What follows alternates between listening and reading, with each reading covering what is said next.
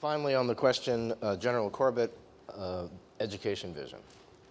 First, I think you have to have a goal, the goal for your vision. And I've sat and thought about this and talked to a number of the people that are assisting us across the board in developing our education platform. We need to make education for our children one that is developed to move it and improve it, no matter the economic status, the race, the creed of any of our children, to have access to high-quality education and to the best teachers to help our kids reach their potential. If you take it from that point, how do you get there? The first person that you have to focus on is the child, the person that you're teaching in the classroom. And that's going to be the focus of my administration. The second person, equally important, is you, the teacher, an effective teacher. And hopefully we have a third person involved, and that's a parent, a caring, loving parent. Unfortunately, we know in many instances we don't have that. We're going to have to work through that. And that's where oftentimes you all become a surrogate parent, and I understand that. Public education for anybody up here, anybody running for governor in any state, has to be a top priority. We all know that.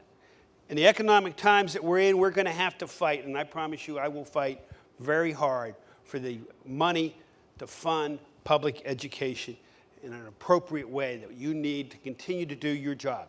You are showing successes. The scores are getting better and better. We have to do that. We have to fund that. We are going to fund that. But we also have to be smart in how we fund. And one of the things I noticed in the Vision 2020 is something that I've embraced as chairman of the Commission on Crime and Delinquency when we funded programs for 8 years. Where's the research? Give me some research to see that this program works. Because if this program doesn't work, why am I funding it? And we are going to be dependent upon good research-based funding of the programs that are out there, because the funds are going to be limited. And anybody who says that that isn't the case is not being truthful with you. But we're going to fight for that education. We have a lot to accomplish here in Pennsylvania. We're going to be able to do that. But to do it, everyone has to be working together with us, sitting at the table. I've been known over the course of my career as having everybody sitting at the table. And in the case of education, it's going to be the entire education community, starting with preschool, actually starting with preschool, early childhood, all the way through post-secondary. Everybody has to be there. But when we're talking about education, you are going to be a very important part of that.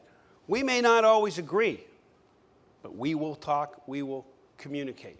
And finally, early childhood, I've been a believer in it since 1995. That is going to be one of my primary goals. Thank you.